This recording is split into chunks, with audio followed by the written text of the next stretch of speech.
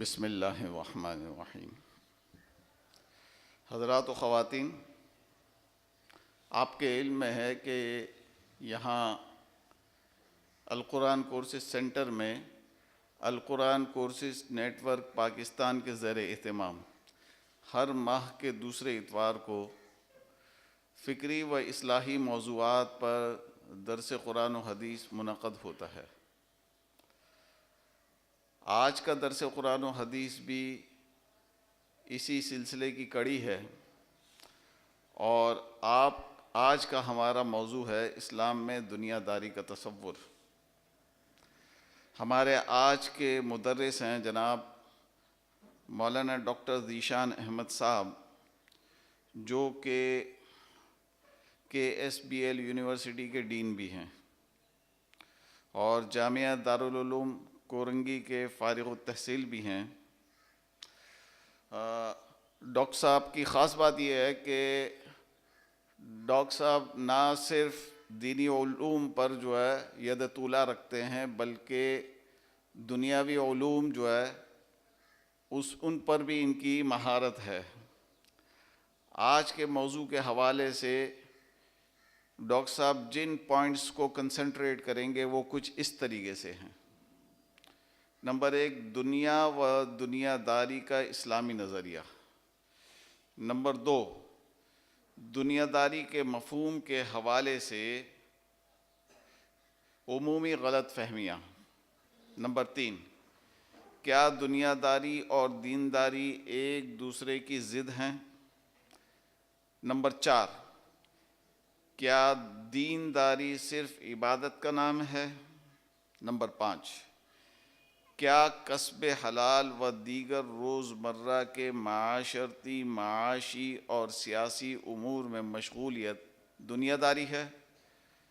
اور آخری پوائنٹ، امور دنیا میں مشغولیت اور انبیاء علیہم السلام اور صحابہ رضوان اللہ تعالی علیہم اجمعین کا طرز عمل۔ میں جناب ڈاکٹر صاحب سے گزارش کروں گا کہ مذکورہ موضوع پر درس قرآن و حدیث کا آغاز فرمائیں۔ جزاکم اللہ۔ الحمدللہ رب العالمین والصلاة والسلام علی رسولہ الکریم۔ جب انسان کے دل میں ایمان گھر کر لیتا ہے اور اس کو دنیا کی بھی حیثیت کا، بے ثباتی کا پتہ چل جاتا ہے، ساتھ اس کو یہ احساس بھی ہو جاتا ہے کہ جو زندگی ہے رہنے کی وہ تو آخرت کی زندگی ہے، تو اس کا دنیا سے دل ہی اچاٹ ہو جاتا ہے۔ وہ چاہتا ہے کہ وہ آگے اپنے رب سے ملاقات کی تیاری کرے، اور اسی میں اس کا انہماک، اس کا دل پڑ جاتا ہے، اور یہ مطلوب بھی ہے۔ مگر اس کے ساتھ جب وہ اس دنیا میں رہتا ہے، زندگی میں رہتا ہے، تو بہت سارے لوازم، بہت سارے ذمہ داریاں، بہت سارے ملحقہ چیزیں اس کے ساتھ لگی ہوئی ہیں، اور اس میں اس کو کبھی کبھی احساس ہوتا ہے، بلکہ اکثر یہ لگتا ہے اس کو کہ میں دنیا داری میں پڑ گیا ہوں، اور میں اپنے رب سے ملاقات کی جو تیاری تھی، اپنی ہمیشہ کی زندگی جس کے لیے اللہ نے مجھے بنایا، حضرت آدم علیہ السلام کو اور حضرت حوا کو جب بھیجا تھا تو تھوڑے دنوں کے لیے بھیج رہا ہوں، اور جو میری طرف سے ہدایت آئے گی اس کا اتباع کرے گا، اس کو نہ کوئی غم ہے، نہ کوئی ڈر ہے، خوف ہے۔ تو وہ جب مومن پڑھتا ہے قرآن شریف میں آیت، وہ کہتا ہے یا اللہ زبردست، تھوڑے دن کی بات ہے، بس پھر تو مزے ہی مزے ہیں، آپ کا قرب ہے، آپ کے رسول کا، آپ کے حبیب کا قرب ہے، اور یہی میری اصل زندگی ہے، اور یہ تو تھوڑے دن کی ایک سفر ہے، تھوڑے دن کا۔ لیکن اس تھوڑے دن کے سفر میں ایک طالب علم جب وہ اللہ سے قریب ہوتا ہے، آخرت کا اس کو احساس ہوتا ہے، تو اس کو یہ محسوس ہوتا ہے کہ یا اللہ، میں اس وقت اگر یہ محنت کرتا ہوں، یہ ایگزام آ گئے میرے، او لیولز کے، اے لیولز کے، انٹرمیڈیٹ کے، میٹرک کے، بیچلرز کے، ماسٹرز کے، تو اس کے ایگزام کی میں تیاری کرتا ہوں، تو اس میں انہماک جب ہوتا ہے، اس میں جو گریڈ اچھا آتا ہے، تو یہ یا اللہ، یہ میں کیا کروں، یہ دنیا ہے، دین ہے، کہیں ایسا تو نہیں کہ میں آپ کی طرف سے توجہ ہٹ کے میری دنیا کی طرف جا رہی ہے، کیا دنیا داری تو نہیں؟ ایک خاتون جو بڑا شغف رکھتی ہے قرآن شریف کی تلاوت کا، تسبیحات کا، رات دن اللہ کے آگے کھڑا ہونا چاہتی ہے، تہجد میں، اشراق میں، چاش میں پابندی کرنا چاہتی ہے، روزانہ 3 پارے پڑھنا چاہتی ہے، کچھ حفظ بھی کرنا چاہتی ہے، قرآن سمجھنا بھی چاہتی ہے، مگر اس کے آگے اس کا میاں آ جاتا ہے، اس کی خدمت کرنی پڑتی ہے، اس کے بچے آ جاتے ہیں، وہ ان کا خیال کرنا پڑتا ہے، ان کی تربیت کرنی پڑتی ہے، سسرال والے ہوتے ہیں، آج کل ہمارا جوائنٹ فیملی سسٹم، اس کے دل میں آتا ہے کہ یہ دنیا ہے اور میں دنیا داری میں مشغول ہو جاؤں گی تو میری جو اصل زندگی ہے اور جو میرے رب سے قریب کرنے والی چیز ہے اس سے میں دور ہو جاؤں گی. اس طرح سے ایک صاحب ہیں جو اپنی جاب پہ جاتے ہیں، اب ان کا دل جو ہے وہ اللہ میں اٹک گیا ہے، ان کا رخ جو ہے وہ آخرت کی طرف ہو گیا ہے. اب جاب ان کے لیے ایک بوجھ محسوس ہوتی ہے، آخر میں سیلز کی جاب کیوں کروں، یہ میں منجن کیوں بیچوں، یہ صابن کیوں بیچوں، اور یہ ان کے اوپر دل کے اوپر ایک بوجھ ہوتا ہے کہ اس میں محنت آخر کیوں کروں، بس کام چلانا ہے مجھے، اور وقت کاٹ کے جتنا وقت میں کاٹ سکوں اتنا میں مسجد میں لگا لوں، اتنا میں قرآن پڑھ لوں، تسبیحات کر لوں اور دعوت دے دوں، اور یہ جو کام ہے اس کے اندر دل کیوں لگاؤں میں، یہ تو دنیا ہے. اسی طرح سے فیصل آباد میں، گجرانوالہ میں، کراچی میں، لاہور میں ایک انڈسٹریلسٹ ہے، وہ اس کے ایکسپورٹ کے آرڈرز آنا شروع ہوتے ہیں اور تھوڑے دن میں وہ کہتا ہے کہ یار میں نے اتنا تو کر لیا، میرے گھر والوں کی زندگی اچھی بھلی بسر ہو جائے گی، باقی اب مجھے اپنا وقت دین میں لگانا چاہیے، اور مجھے یہ جو آرڈرز آ رہے ہیں یہ منع ہی کر دوں تو اچھا ہے، کیا فائدہ، یہ دنیا ہے اور جتنا دنیا میں آگے بڑھوں گا اتنا میری دین کا نقصان ہوگا. میں تو اصل میں اللہ تعالیٰ کے لیے پیدا ہوا ہوں، آخرت کے لیے، آخرت اصل زندگی ہے، یہ زندگی تھوڑے وقت کی ہے اور اس کے بعد تو مزے ہی مزے ہیں، تو یہاں میں کیوں اپنے آپ کو کھپاؤں، انڈسٹری کیوں لگاؤں، آگے ایکسپورٹ آرڈرز کیوں لوں. اسی طرح سے مختلف محنت میں مختلف لوگ جو لگے ہوئے ہیں ان کا بھی اسی طرح سے دنیا سے دل و چاٹ ہوتا ہے.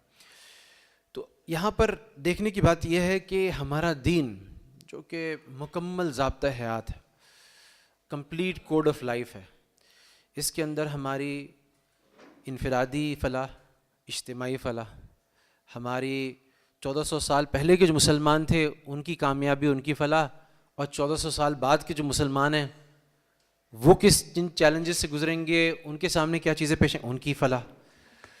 تو یاد رکھیے گا کہ مسلمان یہاں ذرا سا بھی اپنے جو مقصد ہے، منہج ہے، جو اس کا وجہ وجود ہے اس سے ذرا بھی ہٹے بغیر، یعنی وہ اللہ کے لیے پیدا ہوا ہے، وہ آخرت کے لیے پیدا ہوا ہے، اس سے ذرا بھی ہٹے بغیر اس کا تعلق ان تمام چیزوں سے، طالب علمی سے، یعنی وہ پڑھ رہا ہے، چلو اس کو تو ہم سب مانتے ہیں، دینی علم تو ہے ہی دین، لیکن دنیاوی علم اس کی کیا حیثیت ہے.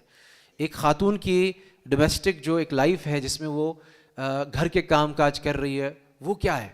اس طرح سے ایک صاحب جو ایک پروفیشن میں کام کر رہے ہیں ان کی وہ جو محنت ہے وہ کس مینجمنٹ کی محنت ہے وہ کس زمرے میں ہے، دنیا ہے، دین ہے، کیا دین ہے، کیا خالصتاً دنیا ہے، دین بنی نہیں سکتی ہے، اس کو طریقوں کے ذریعے دین بنایا جا سکتا ہے. اسی طرح سے وہ ایکسپورٹر، وہ بزنس مین جس کے سامنے آگے چل کے دو راستے ہیں کہ وہ اپنا بزنس کرٹیل کرے، اس کو روک دے، اس کی گروتھ کو، یا اس کو گرو کرے، تو وہ اس کے سامنے اس کا جو ڈائلیما ہے، جو وہ کنفیوژن فیس کر رہا ہے، جو اس کے سامنے ایک پریشانی ہے، ایک اشکال ہے کہ میں اب کیا فیصلہ کروں، میں تو آخرت کے لیے بنا، میں اللہ کے لیے بنا. تو ان تمام سوالات کے جواب بڑے اہم ہیں، کیونکہ جب ہم یہ بڑے پریکٹیکل مسائل ہیں، ہم یہ روزانہ ان چیزوں سے نپٹ رہے ہیں، ہمارے دل میں، ہمارے ذہن میں کانورسیشنز چل رہے ہیں. تو یاد رکھیے گا کہ نبی قرآن شریف کی آیت ہے، اعوذ باللہ من الشیطان الرجیم، بسم اللہ الرحمن الرحیم، یہ اللہ سبحانہ تعالیٰ قارون کو مخاطب کرتے ہوئے فرما رہے ہیں قرآن شریف میں، وابتغی فیما آتاک اللہ دار الآخرہ. بھئی یہ جو کچھ تمہیں اللہ نے دیا ہے، جو کچھ تمہیں اللہ نے دیا ہے، اس سے آخرت کا جو گھر ہے اس کو حاصل کرو. ولا تنس نصیبک فی الدنیا، لیکن ساتھ ساتھ دنیا میں اپنا حصہ فراموش مت کرو، اس کو مت بھولو. احسن کما احسن اللہ علیک، اور احسان کرو جیسے اللہ نے تمہارے ساتھ احسان کیا.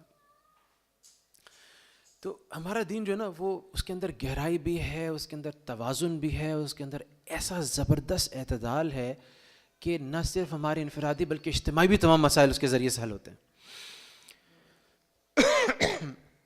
ایک حدیث میں آتا ہے 3 صحابہ، یہ صحابہ جو تھے نا ان کا تو رخ، ان کا تو کمپس ہی ہر وقت آخرت کی طرف، اللہ کی طرف گھما ہوا تھا. تو انہوں نے کہا ہم ایک ریسرچ کرتے ہیں. انہوں نے ایک ازواج مطہرات کے پاس گئے اور ان سے سوال نامہ ایک پیش کیا، رسول صلی اللہ علیہ وسلم کی صبح سے شام تک معمولات بتائیں، کتنا ٹائم لگاتے ہیں رسول اللہ علیہ وسلم، رات میں کتنی عبادت کرتے ہیں، سوتے ہیں جاگتے ہیں کیا کرتے ہیں، روزہ کتنا رکھتے ہیں کیا کرتے ہیں. تو ازواج مطہرات میں بتایا کہ ہمارے ساتھ ہنستے بولتے ہیں، رات کو سوتے بھی ہیں، روزہ رکھتے بھی ہیں، چھوڑتے بھی ہیں. ان تین اصحاب نے اپنے ریسرچ کے جب جواب آ گئے تو انہوں نے کہا یار بھائی رسول اللہ صلی اللہ علیہ وسلم تو اللہ کے سرور دو عالم ہیں، اللہ کے حبیب ہیں، معصوم ہیں، ہمیں تو چاہیے کہ ہم اس میں، چونکہ ہم گناہ گار ہیں اور ہماری کوئی حیثیت نہیں، تو ہمیں چاہیے کہ اس میں اور مزید محنت کریں. تو ایک نے کہا کہ جی میں آج کے بعد رات میں سوؤں گا نہیں، میں ساری رات عبادت کروں گا. دوسرے نے کہا کہ میں کسی دن بھی روزہ نہیں چھوڑوں گا، ہر روز میں دائم الصیام بنوں، میں ہمیشہ روزہ رکھوں گا. تیسرے نے کہا کہ میں کبھی نکاح نہیں پڑھوں گا، یہ بیوی بچوں کے جھمگٹ اس کی پریشانی میں مبتلا نہیں ہوں گا، اور میں اللہ ہی کو اپنی زندگی ڈیووٹ کر دوں گا. نبی کریم صلی اللہ علیہ وسلم کو خبر ہوئی. بظاہر ایک سادہ لو مسلمان سوچے گا کہ کتنا اچھا انہوں نے عزیمت والا راستہ اختیار کیا، احسان والا راستہ اختیار کیا، لیکن نبی کریم صلی اللہ علیہ وسلم ناراضگی کی حد تک ان کے ساتھ معاملہ کیا. نبی کریم صلی اللہ علیہ وسلم کو بلایا، انہوں نے کہا میں کیا سن رہا ہوں، مفہوم عرض کر رہا ہوں کیوں. انہوں نے کہا کہ واللہ میں تم سے زیادہ، سب سے زیادہ اللہ کے قریب ہوں، سب سے زیادہ متقی ہوں، لیکن میں رات کو سوتا بھی ہوں اور اللہ کے سامنے اٹھ کے کھڑا بھی ہوتا ہوں. میں روزے چھوڑتا بھی ہوں، روزے رکھتا بھی ہوں، میں نے عورتوں سے نکاح بھی کیا ہوا ہے، میں وہ بھی دنیا داری ساری کرتا ہوں. اور پھر جو یہ مشہور حدیث جو ہم نکاح میں سنتے ہیں، یہ حدیث اس حدیث کا جزو ہے،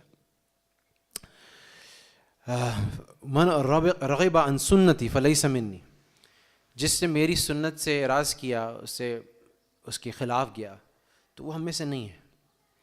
تو نبی کریم صلی اللہ علیہ وسلم جو سکھایا، اب یہ نبی کریم صلی اللہ علیہ وسلم دنیا داری سکھانے کے لیے نہیں آئے، دینداری سکھا رہے ہیں. دینداری کیا سکھا رہے ہیں؟ رات میں سو اور جاگو بھی، روزے چھوڑو اور رکھو بھی، عورتوں سے نکاح کرو، لیکن جب تقاضا آئے کسی دینی محاذ کا تو گھر والوں کو چھوڑ کے چلے جاؤ. نبی کریم صلی اللہ علیہ وسلم ازواج مطہرات کے ساتھ، بچوں کے ساتھ ہنس رہے ہیں، بول رہے ہیں. یہاں حضرت بلال رضی اللہ عنہ کی آواز آئی، اللہ اکبر اللہ اکبر. صاحب ازواج مطہرات امہات المومنین بتاتی ہیں ایسے ہو گئے جیسے پہچانتے ہی نہیں تھے. تھوڑی دیر میں جو ہم سے گھلے ملے ہوئے تھے اور ہمارا ہی حصہ تھے، اور ہم فرق نہیں کر سکتے تھے کہ اللہ کے نبی اتنی بڑی ہستی ہمارے درمیان ہے، بالکل عام انسان کی طرح، جیسی اذان کی آواز کان میں پڑی ایسے اجنبی بن گئے، جیسے ہمیں پہچانتے ہی نہ ہو، نظر ہی نہ آ رہا ہوں، اور سیدھا نماز کی تیاری میں لگ گئے، مسجد کا رخ کیا. تو یہ وہ بیلنس ہے، توازن ہے. اگر کوئی یہ فیصلہ کرتا ہے میں ساری زندگی اعتکاف کروں گا، میں ساری زندگی اللہ کے راستے میں نکل جاؤں گا، میں ساری زندگی نمازیں پڑھتا رہوں گا، ساری زندگی قرآن پڑھتا رہوں گا، ساری زندگی، اس سے بہتر رستہ نبی کریم صلی اللہ علیہ وسلم کا رستہ ہے. اس کو جو وہاں پہ ملے گا اس سے کہیں گنا زیادہ اس کو اس رستے پہ ملے گا.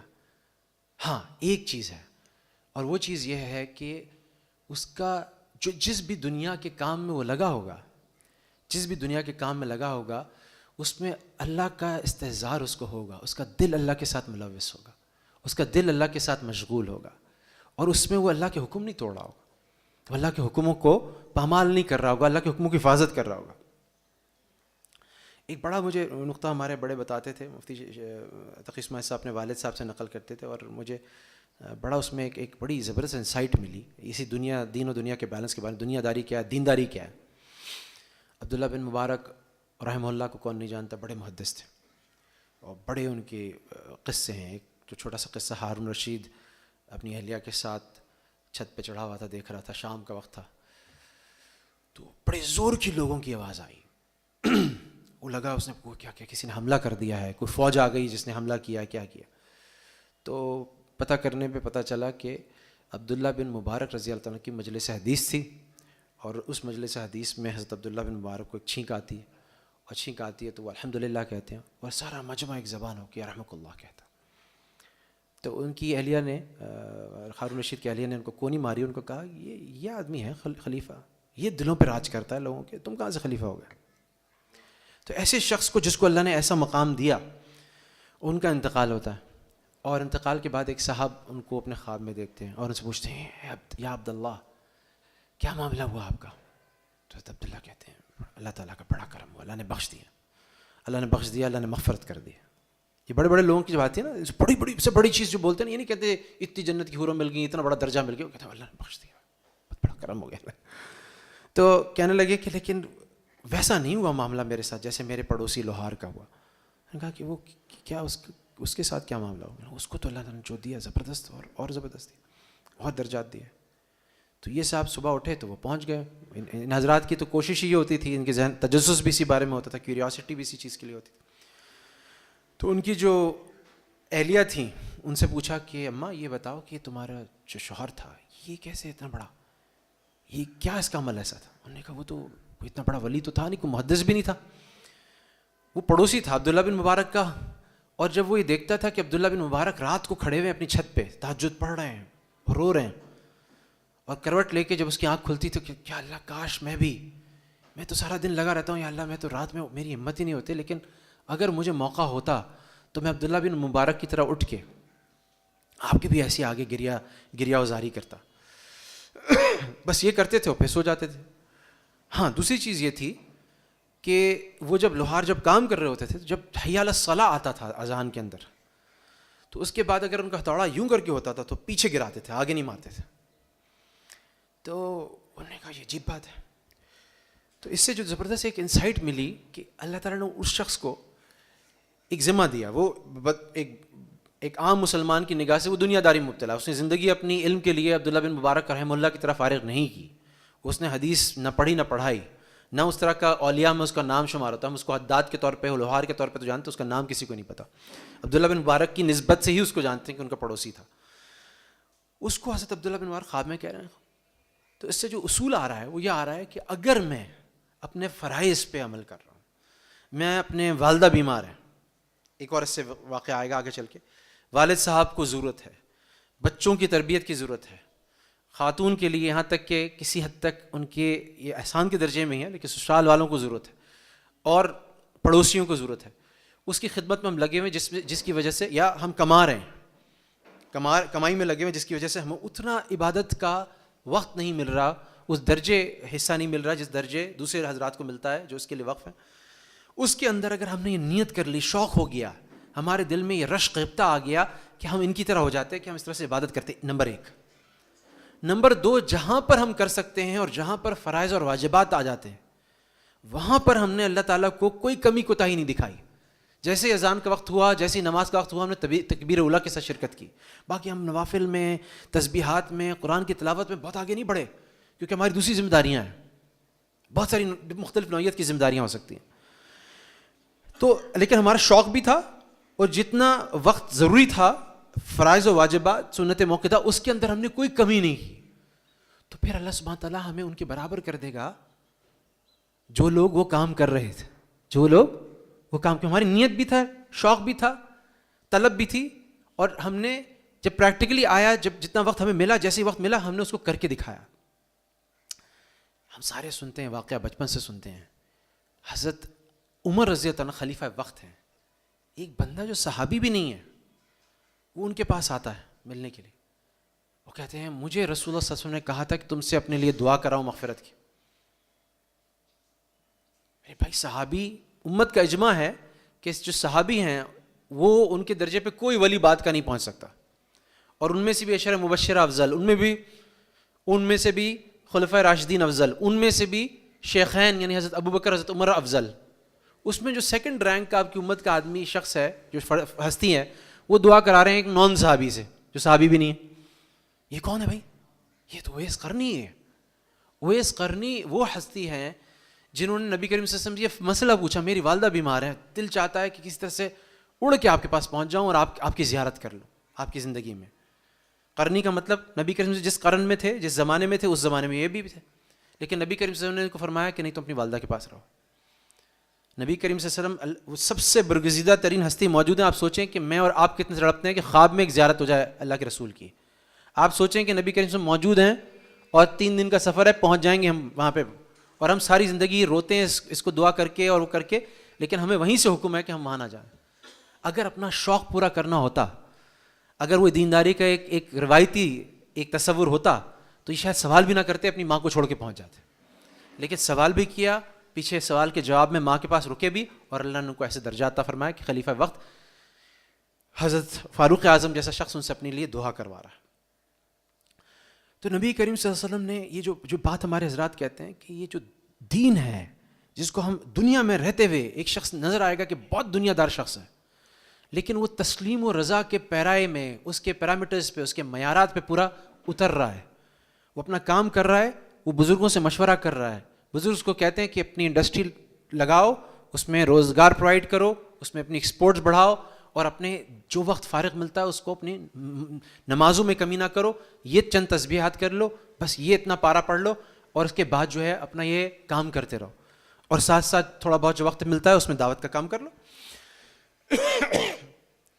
اب دنیا اس کو دیکھ رہی ہے کہ یہ دنیا دار آدمی ہے, یہ تو مالدار آدمی ہے, اپنی فیکٹری میں منہمک ہے, مگر وہ اللہ سے کہیں زیادہ قریب ہے, اللہ سے کہیں زیادہ قریب ہے. دینداری کا غلبہ ہوتا ہے تو یہ ایک داعیہ دل میں پیدا ہوتا ہے کہ میں سب کچھ چھوڑ چھاڑ کر کے مسجد میں بیٹھ جاؤں. اسلام میں رہبانیت کو نبی کریم صلی اللہ علیہ وسلم نے کلیتاً منع فرما دیا. اسلام میں رہبانیت نہیں ہے, اسلام میں بالکل رہبانیت نہیں ہے. یہ حدیث بھی سامنے آ گئی, اس کے علاوہ بھی کہا کئی حدیث, عبداللہ بن عمرو بن العاص کی حدیث ہے. پتہ چلا ان کی اہلیہ کو دیکھا, ان کی اہلیہ نے بات کی, کیوں ایسے ہو لیا, میں بیچاری کہتی ہوں آپ کے جو ساتھی ہیں ان کو تو میری طرف توجہ نہیں.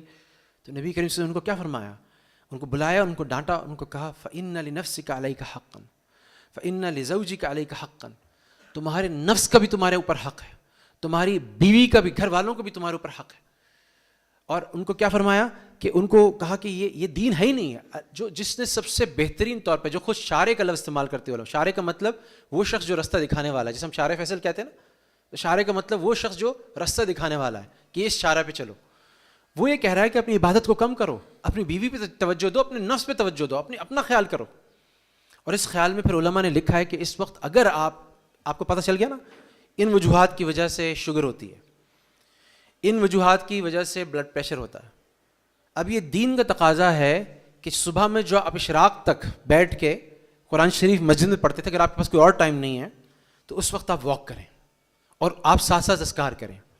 میں نے بزرگوں کو دیکھا, میں نام نہیں لے رہا کسی کا, اپنے بڑے بزرگوں کو دیکھا, وہ صبح کے معمولات اشراق میں, آپ کبھی جائیں دارالعلوم میں دیکھیں صبح کے وقت جا کر مولانا عبدالرؤف سکھروی صاحب کو, ٹھیک ہے, آپ کو واک کرتے ہوئے نظر آئیں گے. ٹھیک ہے, یہ حضرات, اچھا ہم کتنے رائیونڈ کے بزرگوں کو جانتے ہیں, حضرت بھائی مشتاق صاحب کو سب جانتے ہیں, خود ان کو دیکھا ہمارے ساتھیوں نے کہ وہ گیٹ کے پیچھے اٹھک بیٹھک ورزش کر رہے ہیں. جنہوں نے دین کو سمجھا انہوں نے اپنے نفس کا بھی خیال کیا. ہمارے نزدیک کیونکہ ہم مبتدی ہوتے ہیں, علم اس طرح سے نہیں ہوتا, تو ہم سمجھتے ہیں کہ اگر ہم یہاں سے مسجد سے اٹھ کر کے اگر واک کرنے چلے جائیں گے یا ورزش کر لیں گے یا یوگا کر لیں گے تو اس میں ہم دنیا داری کر رہے ہوں گے, ہمیں دنیا کی محبت ہوگی, ہم اس زندگی کو بڑھانا چاہتے ہیں, ہمارا دل جو ہے وہ دنیا میں مشغول ہے. حالانکہ ایسا نہیں ہے. یہ چیزیں تمام نبی کریم صلی اللہ علیہ وسلم کی اس حدیث سے کہ تمہارے نفس کا بھی تمہارے اوپر حق ہے, اس میں شامل ہے. اور علماء سے آپ پوچھیں گے کہ جی مجھے ڈر ہے کہ یہ شوگر ہو جاتی ہے اور ڈاکٹر نے یہ مجھے کہا ہے, علماء فوراً کہیں گے تم پہ اب اس کا خیال, کیونکہ یہ جسم آپ کا جسم نہیں ہے, یہ اللہ تعالیٰ نے مشینری دی, امانت ہے آپ کے پاس, اس کا خیال رکھنا. ایسے ہی کہ آپ کو کوئی اپنی گاڑی چلانے کو دے اوبر کریم میں, آپ اس کو گڈھوں میں ماریں, اس کا وقت پہ آئل چینج نہ کریں, وہ بالکل آخر میں جب پیٹرول چلا جائے, کچرا آ جائے, تب اس کو پیٹرول ڈلائیں, تو آپ خیانت کے مرتکب ہوں گے. اس طرح سے آپ اپنے جسم کا اگر خیال نہیں کر رہے, صحیح ڈائٹ نہیں لے رہے, یہ دنیا داری نہیں ہے, یہ عین دینداری ہے. اس طرح سے صحت کے بعد زینت ہے, زینت ہے. نبی کریم صلی اللہ علیہ وسلم نے کہا کہ یعنی اس کا مفہوم آتا ہے کہ انسان کی جو اس پہ اللہ تعالیٰ نے نعمت کی اس کی عکاسی اس کے اوپر ہونی چاہیے, وہ ریفلیکٹ ہونی چاہیے. ٹھیک ہے, کچھ ایسا شخص آیا نبی کریم صلی اللہ علیہ وسلم کے پاس, اس کو تنبیہ کی. امام مالک رحمہ اللہ بڑے ائمہ میں سے تھے, بہترین کپڑے پہنتے تھے اور کہتے تھے علماء کو تو اچھے اور اچھے کپڑے پہننے چاہیے. اور یہ کہتے تھے تزئین کے بارے میں آتا تھا کہ ایسا کہ دوسروں کو, بھائی آپ دینداری کے علمبردار ہیں نا اپنے کمپنی میں, اپنے محلے کے اندر, اب آپ کو دیکھ کر, آپ کے حلیے کو دیکھ کر اگلا دین سے بدزن ہو رہا ہے. کیوں؟ کیونکہ اس کو کراہت آ رہی ہے آپ کے حلیے کو دیکھ کے. نہ آپ نے بال بنا ہوئے ہیں, داڑھی صحیح طرح سنواری ہوئی ہے, نہ حلیہ اچھا رکھا ہوا ہے.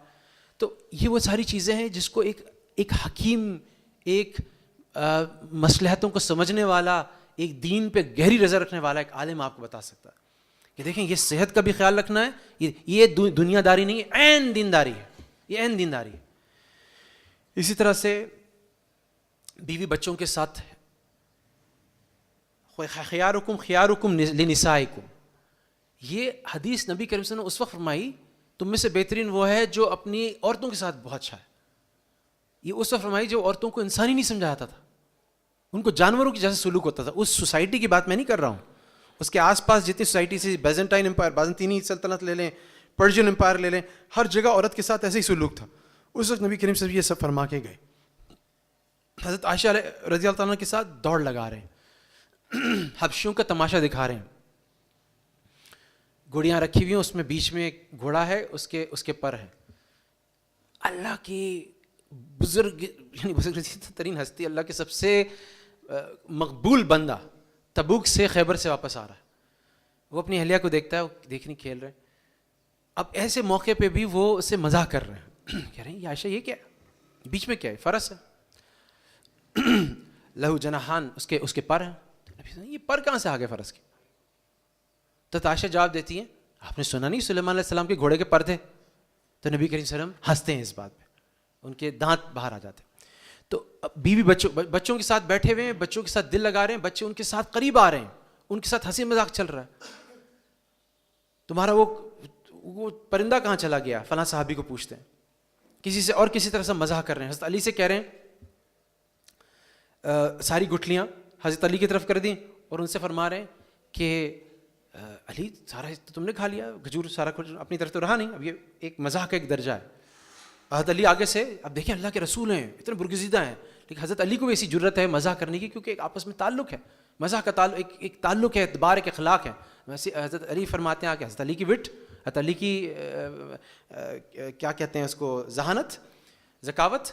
وہ کہتے ہیں یا رسول اللہ میں نے تو چلیں یہ اتنا کھا لیا، آپ نے تو کھجور کے ساتھ گٹھلیاں بھی کھا لی. کھجور گٹھلیاں نہیں تھیں.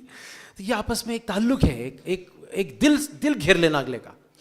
اور یہ کیا ہے، اس میں دنیا داری ہے، مطلب ایک مزہ ہے، دوسروں کا دل لینے کی بات ہے. تو یہ بیوی بچوں کے ساتھ، دوسروں کے ساتھ ایک تعلق، ان کا حال احوال لینا، ان کو پوچھنا، ان کو مختلف ایسے القابات سے پکارنا جن سے ان کی دل آزاری نہ ہو بلکہ ان کا دل موہ لینا ان چیزوں سے. تو ایک اللہ کا نبی جو ماڈل آف ایکسلنس ہے دینداری کا، وہ یہ سارے کام کر رہا. اسی طرح سے جس محنت میں بھی ہم جڑے ہوئے، اتقان کا ایک لفظ آتا ہے بار بار حدیث میں. ابراہیم جو ان کے بیٹے تھے، ان کی دفن تدفین کا وقت ہے، اسی طرح سے اور تدفین کے مواقع پہ نبی کریم کہ یہاں سے مٹی ڈالو، یہاں سے قبر کو برابر کرو، یہاں سے قبر کو برابر کرو. اب صحابہ جو ہیں ایک دفعہ قبر ٹیڑھی تو ان کا سیدھی کرو، اس کو برابر سے کرو. ارے گھر بھی نہیں ہے، مردے کا گھر ہے، قبر ہے. اس صحابہ نے رسول اللہ تو مردہ ہے، اس کو کیا فرق پڑتا ہے؟ اس نے فرمایا کہ مجھے پتہ ہے مردہ ہے، اس کو کوئی فرق نہیں پڑتا، لیکن اللہ تعالیٰ کو وہ عمل محبوب ہے جو اتقان کے ساتھ کیا جائے. جو اللہ تعالیٰ کو یہ بات پسند ہے کہ تم جو عمل کرو اتقان کے ساتھ کرو. اتقان کے لفظی معنی یہ ہیں جس کو ہم انگریزی میں کہتے ہیں ایکسلنس، یا اردو میں کہتے ہیں احسان، حسن کے ساتھ. یعنی کہ جو ہم کام کر رہے ہیں اس کو بڑے اعلیٰ طریقے سے کریں، اس کو بڑی نفاست سے کریں، بڑے اچھے طریقے سے اس کو سر انجام دیں. تو اللہ کا دیکھیں، میری اپنی میں کوئی کہوں یا کوئی چلو مینجمنٹ کنسلٹنٹ کو یہ بات کہے تو ہم اس کو سائڈ میں رکھ دیں کہ یہ دنیا کی بات کر رہا ہے. لیکن جو شارع علیہ السلام ہے، اگر وہ یہ بات کر رہے ہیں کہ دیکھو یہ چیز عین دین ہے، یہ چیز اللہ کو محبوب ہے کہ جو تم کام کرو، چاہے تم اکاؤنٹنٹ کا کام کرو، چاہے تم انجینئرنگ کا کام کر رہے ہو، چاہے تم سرجری کا کام کر رہے ہو، چاہے تم دکان لگا رہے ہو، تو ایک مسلمان کی دکان ایک دوسرے کی دکان سے کس طرح سے فرق ہوگی؟ بڑی اچھی طریقے سے چیزیں نفاست سے رکھی ہوں گی، صفائی ستھرائی ہوگی، آسانی ہوگی لوگوں کو چیزیں لینے میں. یہ اسلام ہے، اسلام ہے جو انہوں نے اختیار کر کے اپنی تحقیق کے ذریعے سے وہ ترقی کی، اور ہم اس کو سمجھتے ہیں اسلام نہیں. ایک بڑا عجیب واقعہ سناتے ہیں مفتی تقی عثمانی صاحب کہ وہ ہمارے چونکہ ذہن میں جو دینداری کا ایک تصور، دنیا داری کا ایک تصور ہے، تو اس میں ایک کنورٹ ہوا ایک شخص انگریز، اور وہ آ گیا یہاں پہ. اب ہمارے یہاں کہیں کہیں مساجد میں صفائی کا اہتمام ہے، کہیں کہیں نہیں ہے. تو وہ پیک ڈالی ہوئی ہے وضو خانے میں اور بلغم پڑا ہوا ہے، کوئی صفائی کا انتظام اس طرح سے نہیں، کہیں کہیں ہے کہیں کہیں نہیں ہے. تو ایسی کسی مسجد میں وہ تھے، تو انہوں نے اس انگریز نے نماز وہاں سے فارغ ہو گیا، اتر گیا، صفائی کرنے لگا، مسلمان ہو گیا تھا. تو کسی دیندار صاحب جو کہ ٹریڈیشنل قسم کے کلاسیکل دیندار صاحب تھے، لیکن دینداری دنیا داری میں وہ علم کا درجہ نہیں رکھتے تھے، انہوں نے کہا بھائی یہ مسلمان تو ہو گیا لیکن اس کی انگریزیت نہیں گئی. یعنی اللہ علمان الحفیظ، اس کی صفائی ستھرائی کے جو ذوق ہے اس کو وہ انگریزیت سے اس کو تعبیر کر رہے ہیں، حالانکہ یہ تو عین صفائی نصف ایمان ہے. یہ تو نبی کریم صلی اللہ علیہ وسلم کا ارشاد ہے کہ ایک ذوق ہے، ایک صفائی ہے، ایک انسان کے اندر سے ایک نفاست ہے، وہ تو مسلمان کی فطرت سلیمہ ہے. ان کیا ہیں، یہ ہے کہ یہ تو فارغ ہونے کے بعد ویسے نہیں دھلاتے، ہاتھ ان کے دھونے کا تصور نہیں. بہت ساری چیزیں جہاں پہ پانی گرتا ہے اسی مستعمل پانی کو لے کے وضو منہ پہ ڈال لیتے ہیں، دوبارہ اسی کو وہ کر لیتے ہیں. انگلینڈ وغیرہ میں عام چیز ہے. تو مسلمانوں کا تو ایک ذوق ہونا چاہیے صفائی ستھرائی کا، نفاست کا. یہ عین دین ہے. جب آپ وہ کر رہے ہیں، اس کا اہتمام کر رہے ہیں، اس نفاست کا اہتمام کر رہے ہیں، صفائی ستھرا کے، اور آپ کو پتہ ہے کہ نبی کریم صلی اللہ علیہ وسلم کی حدیث ہے، آپ کی نیت بھی ٹھیک ہو گئی. عین دین ہے. یہ ہرگز دنیا داری نہیں ہے، یہ ہرگز غفلت نہیں ہے، یہ ہرگز دنیا میں اچھائی کو اور صفائی ستھرائی میں اور دنیا میں باغات کو اور سب کو، جس کی بعض اوقات ہم غلط انٹرپریٹ کرتے ہیں قرآن شریف کی آیتوں کو، اس میں دل ملوث کرنا نہیں، بلکہ آپ کے ذہن میں آیت ہے کہ اللہ تعالیٰ کو مطلوب ہے. اسی طرح سے خدمت ہے. خدمت ہے. ابھی 3 ادیان ایسے ہیں جو کہ دعوت دیتے اپنے مذہب کی. اسلام ہے، کرسچینٹی، ایک بدھزم ہے، اور ان میں آپس میں ریس لگی ہوتی. حضرت عمر بن العاص جو تھے وہ بڑے سیاستدان، بڑے مدبر، فاتح مصر، بڑے ڈپلومیٹ تھے. ان کو اس وقت بھی بڑی انڈرسٹینڈنگ تھی ریلیشن شپس کی، اور دنیا دیکھے ہوئے تھے. جاہلیت کے زمانے میں بھی عرب ان کو اپنا نمائندہ بنا کر مختلف سلطنتوں میں بھیجتے تھے. اور نبی کے حدیث ہے کہ جو تم جاہلیت میں زیادہ اچھے تھے، خیر بہتر تھے، وہ اسلام میں بھی آگے. تو حضرت عمر بن العاص جو تھے وہ بہت سارے کام کرتے تھے. نبی کریم صلی اللہ علیہ وسلم کے بڑے قریب اس میں تھے. حضرت فاروق اعظم نے، حضرت ابو بکر نے بھی ان کو انتخاب کیا. مصر انہوں نے فتح کیا. وہ ایک بات کہتے تھے میں نے عیسائیوں کو بہت دیکھا ہے، میں عیسائیوں کا ایمبیسڈر وہاں پہ رہا ہوں، عربوں کا ایمبیسڈر کے طور پہ عیسائیوں کا رہا ہوں. میں دیکھا 2 چیزیں ایسی ہیں کہ اگر یہ ہم سے کبھی آگے نکلے تو ان 2 وجوہات کی وجہ سے نکلیں گے. ایک وجہ حضرت عمر بن العاص نے یہ بتائی کہ یہ اپنے بادشاہ کا ظلم برداشت نہیں کرتے. یہ کلیکٹیولی آپس میں مل کے بادشاہ کے خلاف بغاوت کر دیں گے، لیکن بادشاہ کا ظلم برداشت نہیں کرتے. دوسری بات انہوں نے بتائی کہ یہ خدمت میں بہت آگے ہیں، یہ انسانیت کی مدد میں بہت آگے ہیں. تو یہ 2 باتیں ایسی بتائیں کہ جس کی وجہ سے ان کو آگے نکلنے کا موقع ملے. جب یہ 2005 میں پاکستان میں زلزلہ آیا تو یو کے کی ایک این جی او، کرسچن این جی او، وہ آئی اور انہوں نے ساری ایکسپرٹیز پروفیشنلی ایکوائر کی ہوئی تھی کہ زلزلے کے اندر ملبے کے ڈھیر سے لوگوں کو کیسے بازیاب کیا جاتا. ان کے پاس مشینز بھی تھی، ان کے پاس وہ فن بھی تھا، ان کے پاس وہ لوگ بھی تھے، وہ ساری چیزیں تھیں. اور پتہ نہیں کتنے ہفتہ 10 دن جو دبے ہوئے لوگ تھے ان کو وہاں سے انہوں نے نکالا، زلزلے کے ملبے سے نکالا اور ان کو بازیاب کیا. اچھا چھوٹا سا ساتھ چرچ بنا لیا، اس چرچ کے اندر کتابیں رکھ لیں، وہ کتابیں تقسیم کر دیں. اب آپ سوچیں کہ کوئی آپ 10 دن دبے ہوئے ہیں، اللہ نہ کرے ہم میں سے کسی پہ ایسا وقت آئے، اور آپ کو کوئی آپ کو نکالتا ہے، وہ تو آپ کے لیے فرشتہ ہے، محسن ہے. پھر وہ آپ کو کھانا کھلاتا ہے، اچھا بٹھاتا ہے، آپ کو کتاب پکڑاتا ہے پڑھنے کے لیے. اور کہیں نہ کہیں کتنے بھی آپ مسلمان ہو، کہیں نہ کہیں آپ کے دل پہ چوٹ پڑے گی. اسی طرح سے ابھی ہم دیکھتے ہیں یہ جس طرح سے فعال ہیں این جی اوز غربت والے علاقوں میں، اور ویمن ایکسپلائٹیشن. ابھی میں نے حدیث پڑھی، خیارکم لنسائکم، تم میں سے بہترین وہ ہے جو عورتوں کے لیے، اپنی عورتوں کے لیے بہترین ہے. یہ کوئی ڈھکی چھپی بات نہیں کہ ہمارے یہاں جو اسلام میں جو ہے جو عورتوں کے حقوق دیے گئے، وہ ہمارے معاشرے میں، چونکہ وہ بہت حد تک ہم ہندو معاشرے سے بھی انفلوئنسڈ ہیں، تو وہ عورتوں کے حقوق خاص طور پہ غیر دیندار طبقے میں اور غیر پڑھے لکھے طبقے میں وہ نہیں دیے جاتے.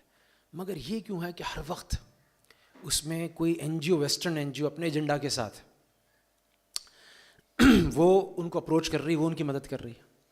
اس میں مسلمانوں کی کوئی تنظیم ایسا کام نہیں کرتی. یہ یاد رکھیے گا کہ جس کے ساتھ احسان ہوا، جس کی مدد ہوئی، وہ اپنے جو محسن ہے، جو اس کا مددگار ہے، اس سے ضرور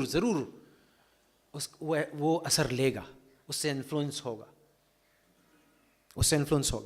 تو ہم نے اس کو کیوں دنیا داری سمجھ لیا کہ ہم دوسروں کی مدد کریں. تو عین ہمارا نبی کریم صلی اللہ علیہ وسلم نے اس کو، اس امت کو اس چیز پہ اٹھایا، احسان پہ، اخلاق پہ، دوسروں کی مدد پہ، بھوکوں کو کھانا کھلانے پہ، غمگین کی ہمدردی کرنے پہ. تو ہم اس کو آخر ہم نے یہ کیوں سمجھ لیا کہ یہ چند جو ہم ریچولز کر رہے ہیں، یہ چند جو مناسک ہیں، یہ جو چند جو روزانہ اسی کو ہم نے یہ کام ہم اس کو ہم نے کیوں دینداری سے باہر خارج کر دیا، دنیا داری سمجھ لیا؟ حالانکہ تو عین دین ہے. کیا اس میں ضروری ہے کہ آپ کی نماز قضا ہو؟ کیا اس میں ضروری ہے کہ آپ کی قرآن شریف کی تلاوت قضا ہو؟ کیا اس میں ضروری ہے آپ کے دوسرے حقوق کی پامالی ہو؟ کتنے لوگ ایسے ہیں. ہاں الحمدللہ یہ کہتے ہوئے بھی مجھے اللہ کا شکر ہے، اس بات پہ فخر ہے کہ پاکستان ان چند ملکوں میں سے ہے جہاں پر چیریٹی یا صدقہ بہت، یعنی پر کیپٹا اگر ہم چیریٹی نکالیں تو پاکستان دنیا کے سب سے آگے والے ملکوں میں آتا ہے، اول ترین ملکوں میں آتا ہے جن کی پر کیپٹا چیریٹی سب سے زیادہ ہے. لیکن اس کے باوجود ہم اپنی تنظیمیں بنائیں، یہ عین دینداری ہے. اور اس سے جب کوئی گزرے گا تو اس سے لوگ اسلام بھی قبول. ایک چھوٹا سا واقعہ سنا ہوں ہندوستان میں، انڈیا میں.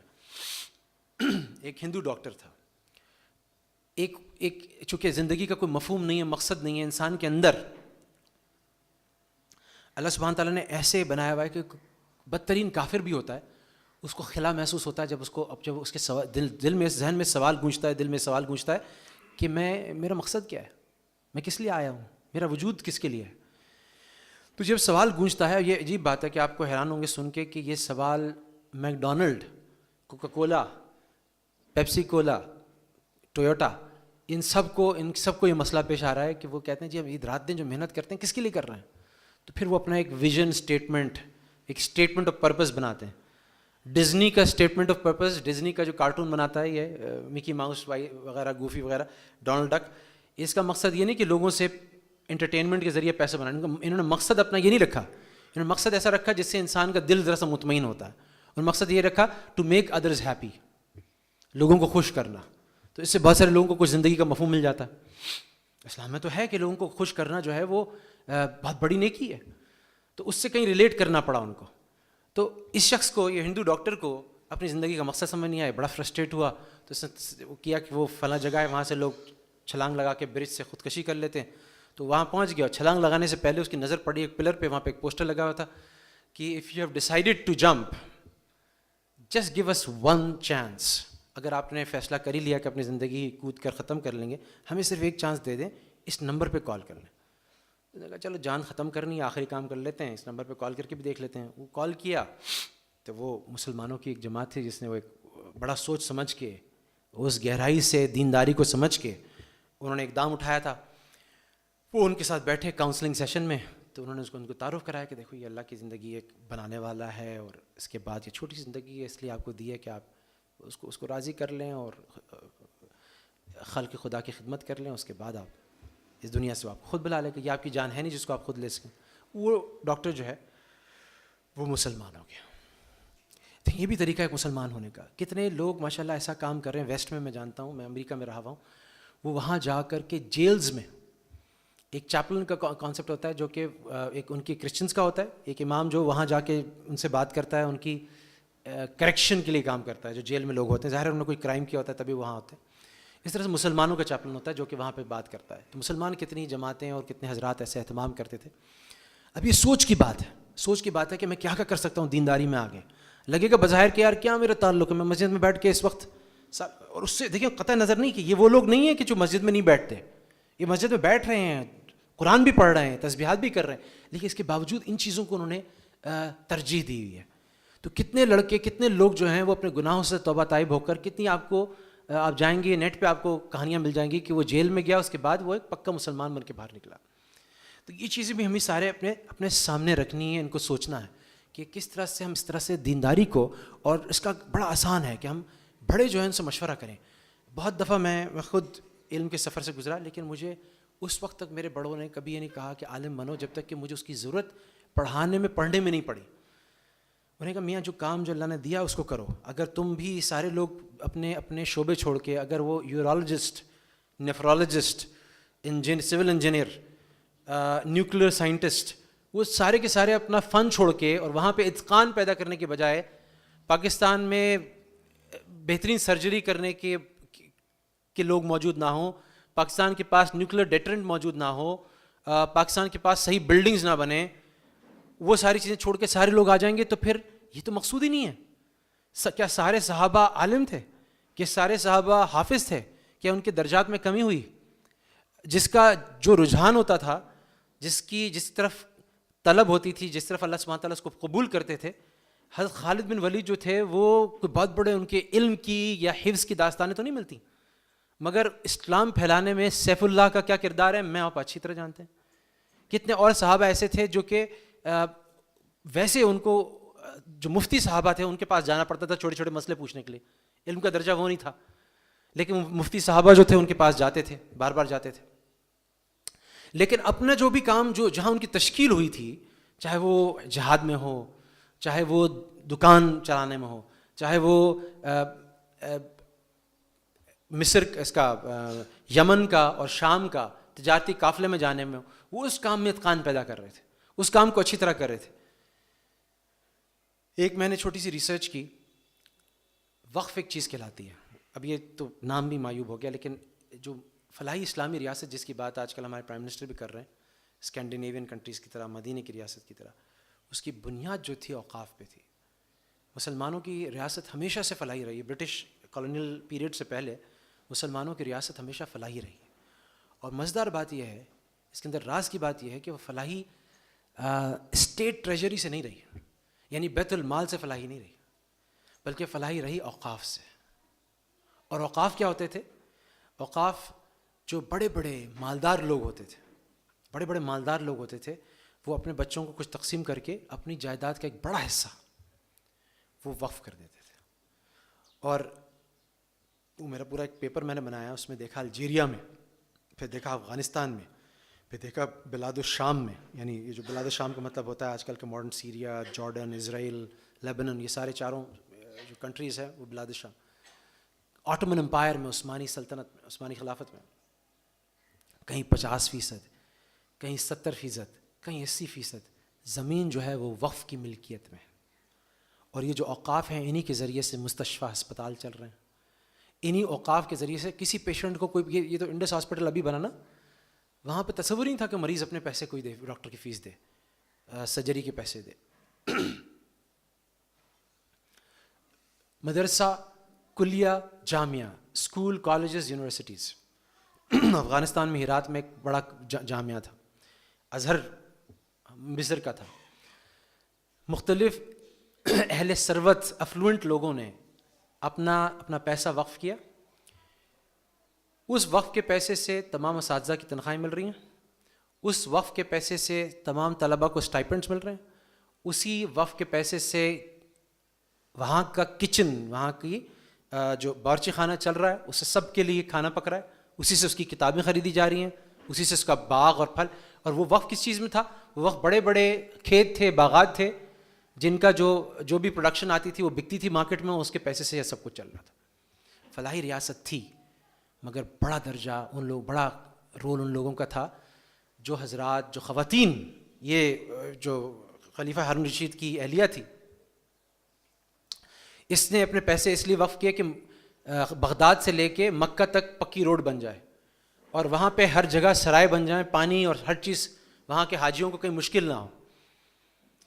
حضرت عثمان رضی اللہ عنہ جنہوں نے کام وقف کا شروع کیا، وہ جو کنواں جو یہودی سے لے کے خرید کے مسلمانوں کے نام کیا، مشہور واقعہ ہے، اس وقت بھی راجی بینک میں ان کے نام پہ ایک اکاؤنٹ موجود ہے.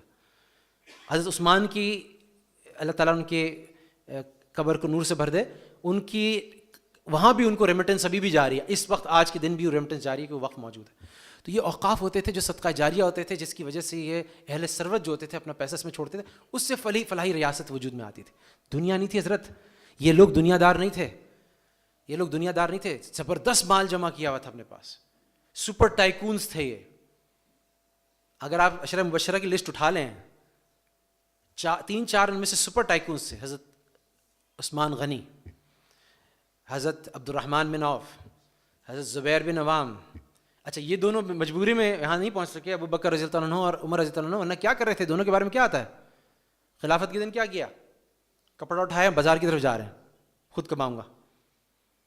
تو ان کو روکا، بھائی تم، حضرت عمر نے روکا، کہاں وہاں جاؤ گے تو یہ خلافت کے امور کون دیکھے گا؟ تمہارا کوئی وظیفہ مقرر کرتے ہیں. وہ وظیفہ تو وہ شاید 1 گھنٹے کماتے، وہ بھی شاید پورا نہیں کرتا تھا وظیفہ، مگر وہ اس پہ سیٹل ہو گئے. حضرت ابو بکر نے یہ دعا نہیں کہ اللہ مجھ سے دنیا لے لے، حضرت ابو بکر نے یہ دعا نہیں کہ مجھ سے اللہ تعالیٰ مال لے لے. حضرت ابو بکر سے ولی کوئی بڑا ولی ہے اس امت میں؟ ان سے زیادہ کوئی بڑا عالم ہے اس امت میں؟ کیا دعا کی؟ دعا کی کہ اللہ اس مال کو میرے دل سے نکال کے میرے ہاتھ پہ رکھ دے. کیونکہ سن رکھا تھا نبی کریم سے فرمایا کہ 2 لوگوں سے غبطہ یا رشک جائز ہے. کون 2 لوگ؟ جس کو قرآن دیا رات دن پڑھتا ہے. دوسرا کون؟ جس کو مال دیا رات دن خرچ کرتا ہے. سن رکھا تھا, سمجھتے تھے. تو کیا مطلب کہ مال اگر مجھ سے بالکل, تو میں خرچ کہاں سے کروں گا, سخاوت کہاں سے کروں گا؟ جو 4 خصوصیات حضرت خدیجہ نے بتائیں جب نبی کریم صلی اللہ علیہ وسلم کو شروع کے خواب نظر آنے شروع ہوئے اور پہلی دفعہ حضرت جبریل سے ملاقات ہوئی کہ وہ افق پہ ایک ہستی, ایک وجود, ایک مخلوق بیٹھی ہوئی ہے اور وہ مخاطب کر رہی ہے, تو حضرت نبی کریم صلی اللہ علیہ وسلم پہ بشری تقاضے کے تحت, ایک فطری تقاضے کے تحت, اور جب ان کو کمبل اڑائی حضرت خدیجہ نے, انہوں نے کہا کہ مجھے کمبل اڑاؤ اور مجھے کرو, تو حضرت خدیجہ نے جو دلاسا دیا, تسلی دی, اس میں کیا جو خصوصیات گنائیں کہ آپ تو صلہ رحمی کرتے ہیں, آپ کو اللہ ضائع نہیں کرے گا, اللہ آپ کے ساتھ کوئی ناانصافی, آپ کو کبھی آپ کو ضائع نہیں کرے گا, آپ کو پیچھے نہیں کرے گا, آپ کو تکلیف نہیں پہنچائے گا, آپ کو آزار نہیں. کیا جو اس میں ایک خصوصیت یہ بتائی غمخواری کرنے کی کہ آپ لوگوں سے, اس میں 2 ترجمے آتے ہیں زیر زبر کے فرق سے. ایک ترجمہ یہ آتا ہے کہ آپ لوگوں کے لیے مال کماتے ہیں, لوگوں کو, یعنی آپ خود مال کماتے ہیں, لوگوں کو دیتے ہیں. دوسرا آیا کہ آپ لوگوں سے, جو دوسروں سے کمواتے ہیں اور پھر غریبوں میں تقسیم کرتے ہیں. نبی کریم صلی اللہ علیہ وسلم نے کیا فرمایا؟ اونچا اوپر والا ہاتھ بہتر ہے, نیچے والا ہاتھ بہتر ہے؟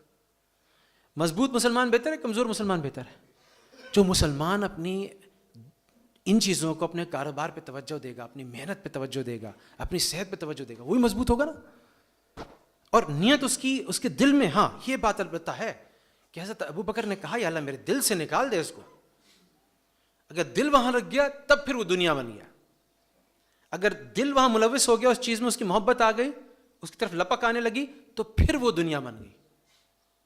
بظاہر مبتدی کے منتہی کے حالات میں فرق نہیں ہے, دونوں, ایک اپنا جاتا ہے کاروبار میں جاتا ہے, دونوں کوئی کام کر رہے ہیں, مگر ایک کا دل جو ہے اس میں بالکل نہیں ہے, وہ بار بار اللہ کی نیت کر رہا ہے, میں اللہ کی وجہ سے کر رہا ہوں, میں اللہ کی وجہ سے کر رہا ہوں. اگر مجھے موقع لگتا, اگر مجھے پتا ہوتا میرے علم کے حساب سے کہ اس وقت صرف سجدے میں رہنے افضل ہے, میں سب چھوڑ چھاڑ کے سجدے میں پڑا رہتا اپنی موت تک.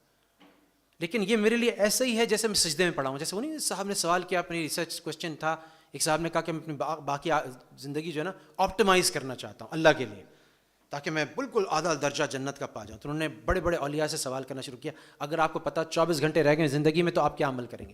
کسی نے کہا میں قرآن, کسی نے کہا سجدہ, کسی نے کہا اخلاق, کسی نے کہا خدمت, ایک صاحب سے پوچھا, انہوں نے کہا کہ وہی کروں گا جو روز کرتا ہوں, پچھلے 24 گھنٹے میں جو کیا وہ اگلے 24 گھنٹے میں کروں گا.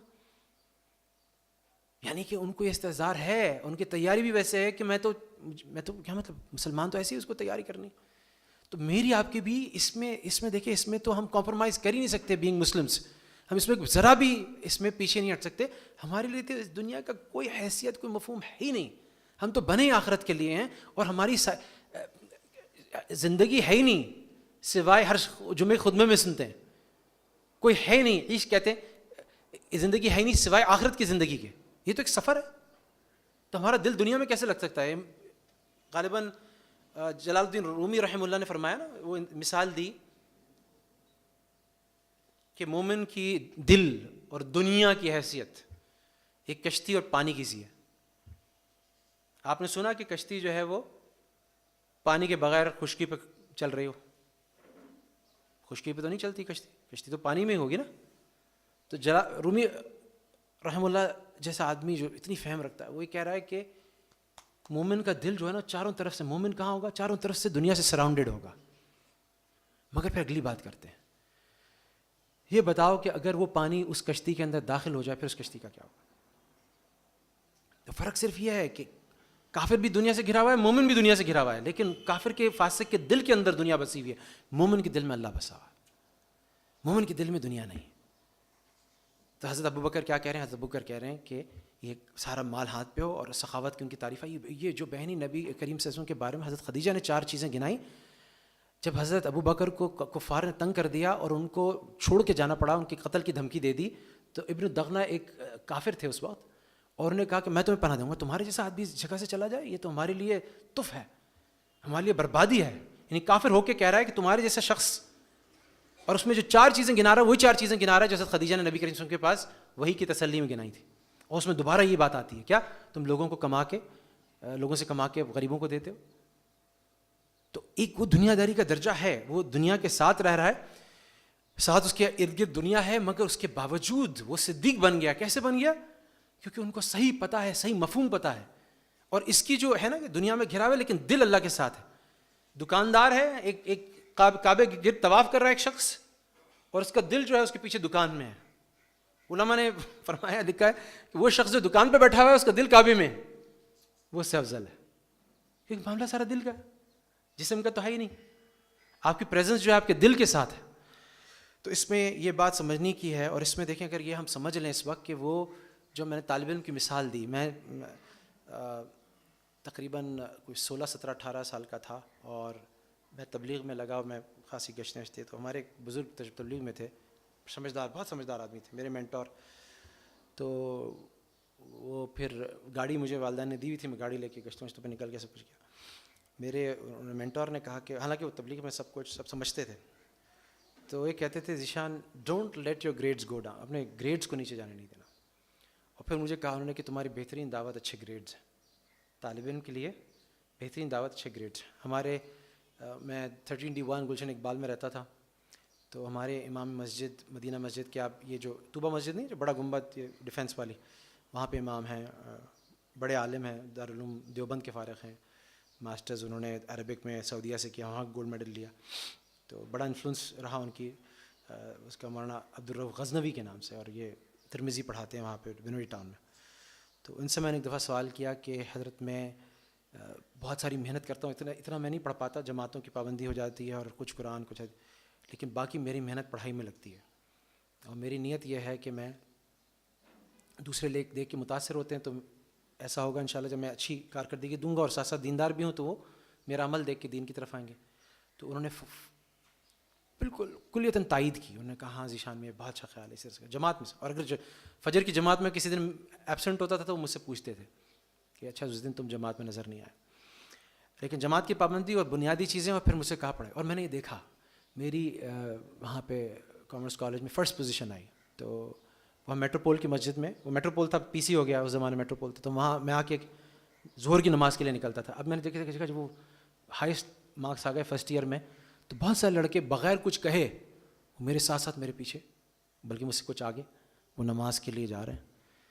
تو اگر وہ سمجھانے والے، ان کا اگر ویسا تصور نہ ہوتا، وہ علم کی گہرائی نہ ہوتی، اور کہتے نہیں میاں گریجویٹس دنیا ہے، سو چھوڑو، تم یہاں مسجد میں بیٹھے رہا کرو اور یہ سارا حفظ کر لو، آ کے کر لو. تو انہوں نے یہ نہیں کہا.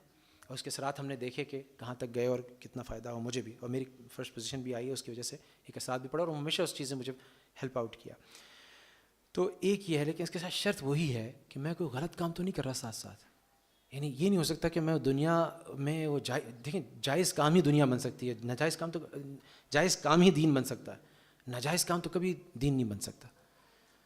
پھر وہ کیا میرا رخ اللہ کی طرف ہے. ابھی میں جب ڈین بنا کے SBL کا، تو اچھی خاصی مجھے اور دنیا میں ملوث ہونا پڑا، ایڈمنسٹریٹولی انوالو ہونا پڑا.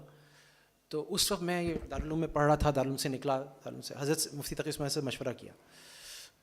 میں نے سوال کیا حضرت یہ ہے تو بڑا دنیا کی چکی ہے، اور مجھے ڈر بھی لگتا ہے، اور ایسا نہ ہو کہ میں یہاں پہ تو ظاہر آپ حضرات کی نگاہ میں تھا، اور روزانہ یہاں یعنی آپ یہ سمجھیں کہ یہ جو دورہ حدیث ہوتا ہے نا، درس نظامی کا دورہ حدیث، یہ نبی کریم صلی اللہ علیہ وسلم کی جو مجلس، واقعتاً جو مجلس ہے اس سے سب سے قریب جو چیز دنیا میں ہو سکتی ہے وہ ہوتی ہے، کیونکہ رات دن آپ صرف قال رسول اللہ قال رسول اللہ قال رسول اللہ، یہاں تک کہ جو صحابی ہیں ان کے نام، ان کی زندگی، اور ان کے جو راوی کرنے بعد ان کے بات کے ہوں، وہ ساری بڑا نور کا، بڑی اس کا احساس ہوتا.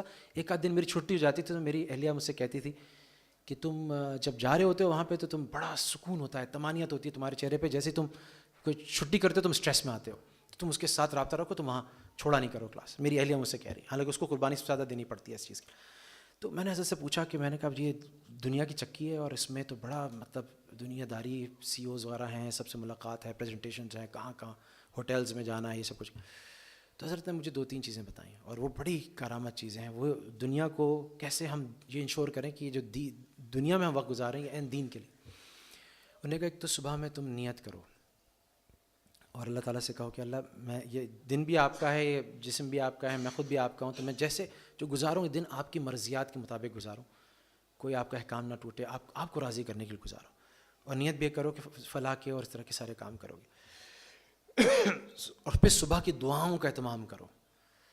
صبح کی دعائیں جو حدیث میں آتی ہیں، اللہم بک اصبحنا و بک امسینا، آپ ہی کے نام کے ساتھ صبح کی، آپ ہی کے نام کے ساتھ شام کرتے ہیں. اصبحنا و اصبح الملک، سارے ملک نے آپ کے نام کے ساتھ صبح کی، ہم بھی اس دن کی رحمت عطا کر دیں. اللہم انی اسألک خدا، برکت اور رحمت، یہ ساری چیزیں آپ اس دعا میں مانگتے ہیں صبح کی. اگر آپ نے دعا پڑھ لی اور نیت اس کی کرو، اور دل پھر جیسے ہی ہو اللہ کی طرف موڑ لو. میٹنگ کے اندر بھی موڑ لو.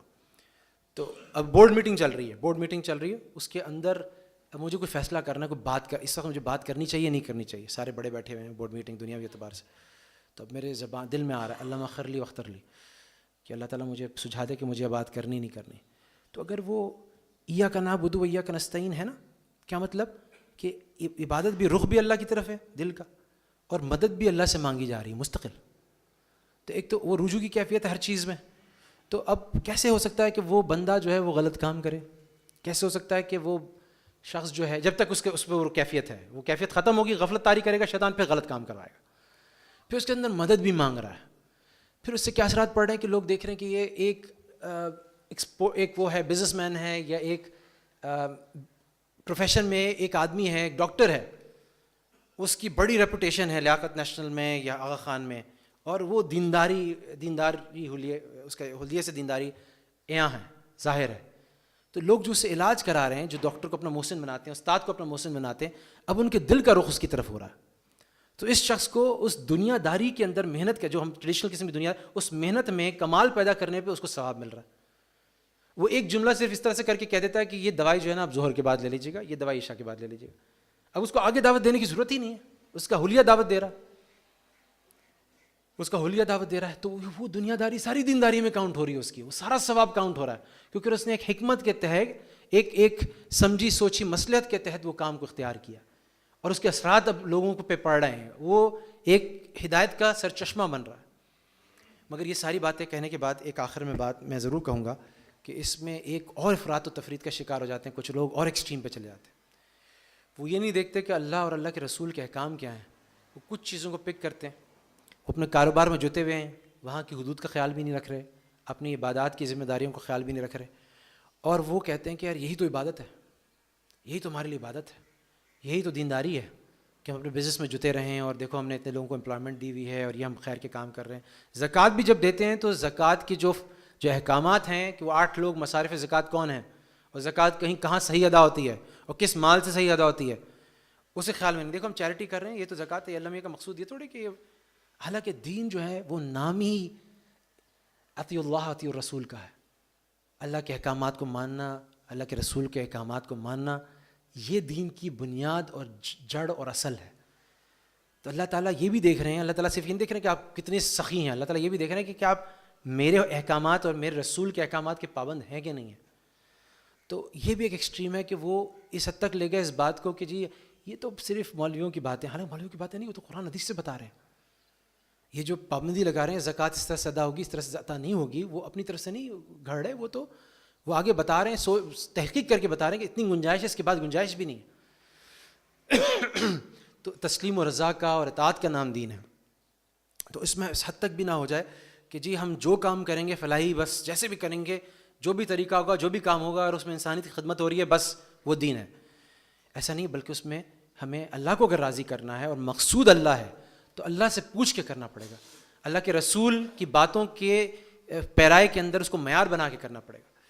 تو اس میں ہمارے پاس بہت موقع ہے. اگر اس وقت ہمیں دین کی یہ صحیح فہم، صحیح سمجھ عطا ہو جائے اس وقت، تو اس کا ایک بہت بڑا فائدہ یہ ہوگا کہ یہ جو اس کے اندر ہمارا جو بھی اس وقت زوال کی وجوہات ہیں، اس میں ایک بڑا سبب ہی یہی ہے. اور بار بار میں حضرت عمر کی حدیث کو بیان کرتا ہوں، اور میرے خیال میں حضرت عمر رضی اللہ تعالیٰ عنہ نے اس نفس کو اس امت کی ایسی پہچانا تھا. حضرت عمر کہتے ہیں پناہ مانگتا ہوں جلد الکافر سے. کیا مطلب؟ کافر کے ایکٹیویزم سے، فاسق کے ایکٹیویزم سے، اور مومن کے، متقی کے سستی سے، اس کے پیسیفزم سے، اس کے فعال نہ ہونے سے. اس وقت اگر ہم دنیا کا دینداری کا اگر یہ تصور لیں گے نا کہ فلاحی کام بھی ہم نے کرنا ہے، کمیونٹی کے کام بھی ہم نے کرنے ہیں، انسانیت میں بھی آگے ہم نے بڑھنا ہے، اگر ہم اس طرح کے ادارے بنائیں گے جس طرح سے وہ مسلمانوں نے اس ڈاکٹر کو جو خودکشی کرنے جا رہے ہیں ان کی کیا سوچ ہوگی کہ یار یہ پوسٹر یہاں پہ لگا دیں, یہاں سے لوگ کود کر خودکشی کر لیتے ہیں, اور پھر وہ مسلمان ہو گیا, ہندو ڈاکٹر جو تھا. تو جب تک ہماری سوچ اس طرح سے نہیں جائے گی. ایک اور واقعہ کینیڈا وغیرہ کے اندر ایک مسلمان لڑکا تھا, ابھی آپ کو پتہ ہے کہ بڑوں کا ہم کیا حال کرتے ہیں وہاں پہ ویسٹ میں, کیا حال کرتے ہیں, وہ اولڈ ہاؤسز میں رکھتے ہیں, وہ الگ کالونیز بنا لیتے ہیں. تو یہ ایک مسلمان لڑکا تھا, یہ جا کر جو بوڑھے بالکل جن کے بچے بھی ان کو نہیں پوچھ رہے, جن کو مرنے کے لیے چھوڑ دیا ہے اولڈ ہاؤسز وغیرہ میں, تو جا کر وہاں پہ ان کو تحفے دیتا تھا, ان کی خدمت کرتا تھا. اور وہ تھوڑے دن میں وہ کہنے لگے تم کون ہو, تم کیا ہو. اور پھر جب اس کی خدمت کے کچھ ہی عرصے کے بعد وہ کہتے تھے کہ تم جو بھی ہو ہم تم جیسا بننا چاہتے ہیں, جو بھی تمہارا عقیدہ ہے, جو بھی تمہارا یقین ہے, جو تمہارا ایمان ہے, جو بھی تمہارا مذہب ہے, ہم اس پہ چلنا چاہتے ہیں, کیونکہ وہ برحق ہے. اس کو کوئی دعوت دینے کی ضرورت نہیں پڑی, وہ ویسے تیار ہو گئے. تو یہ جو خدمت ہے کی لائن سے, انسانیت کی مدد کی لائن سے, اسی طرح سے محنت میں, اپنی محنت میں کمال پیدا کرنے کی لائن سے, اسی طرح سے بیوی بچوں کو ٹائم کرنے کی, وہ بچے جو ہیں ان کی تربیت بہت بہترین ہوگی اگر ہمارے گھر کے حالات بہتر ہوں گے. اسی طرح سے اپنے نفس کے بارے میں, اپنے جسم کے بارے میں, اپنی زینت کے بارے میں, اپنے صحت کے بارے میں, اپنی انٹلیکٹ کے بارے میں, یہ کچھ نہ کچھ, ٹھیک ہے میں درس نظامی پورا تو نہیں کر سکتا, لیکن کچھ نہ کچھ میں علم روزانہ سیکھ رہا ہوں, نہیں سیکھ رہا ہوں, کچھ نہ کچھ قرآن کی تفسیر مجھے سمجھ میں آ رہی نہیں آ رہی. ان تمام چیزوں کا دین نے, یہ سب دینداری ہے اور یہ دنیا داری نہیں ہے. اس میں صحیح نیت ہوگی, صحیح منہج ہوگا, صحیح طریقہ ہوگا, تو اللہ سبحانہ تعالیٰ اس پر نہ صرف ہماری جو ثواب ہے اس کو کئی گنا کر دیں گے, ہمارے درجات کو کئی گنا کر دیں گے, ہمارے صدقہ جاریہ ہمیں عطا کر دیں گے, جیسے حضرت عثمان کو. اور اتنے میں نے بتایا کہ کتنے لوگ تھے جنہوں نے اپنی یونیورسٹیز بنائی, اسپتال بنائے, دوسرے ادارے بنائے, اور ان کے غربا کو جو ہے نا وہ بھوکوں کو کھانا کھلایا جا رہا ہے ان اوقاف کے ذریعے سے. تو یہ سارا دین بنے گا. حالانکہ بڑے مالدار لوگ تھے, بظاہر دیکھا جائے تو عام نگاہ میں بڑے دنیا دار لوگ تھے, لیکن انہی کو ابھی تک وہ ریمیٹنس بن رہی. ساری چیزیں ہمیں ملیں گی. اس کے ساتھ ساتھ جو ہماری امت کا جو مقدر ہے, جو ہماری غلط فہم کی وجہ سے وہ کہیں اور چلا گیا, تو امت کی جو ٹریجیکٹری ہوگی, جو اس کا پاتھ ہوگا, جو اس کا رستہ ہوگا, وہ کہیں سے کہیں چلا جائے گا. تو اس کے لیے ہم سب اس فہم کو بھی سمجھیں اور اپنی زندگی کے آگے اس طرح سے سوچیں کہ میں ان چیزوں میں کس طرح سے کمال پیدا کر سکتا ہوں, اور صرف اللہ کے لیے, صرف اللہ کے لیے وہ چیزیں دیکھیں گے ہم آخرت میں کس طرح سے پھلدار درخت بن کے ہمیں انشاءاللہ وہ ثواب عطا کر رہی ہیں, اور اس کا اجر ہم انشاءاللہ کاٹ رہے ہیں. جزاک اللہ خیر, وآخر دعوانا الحمدللہ رب العالمین.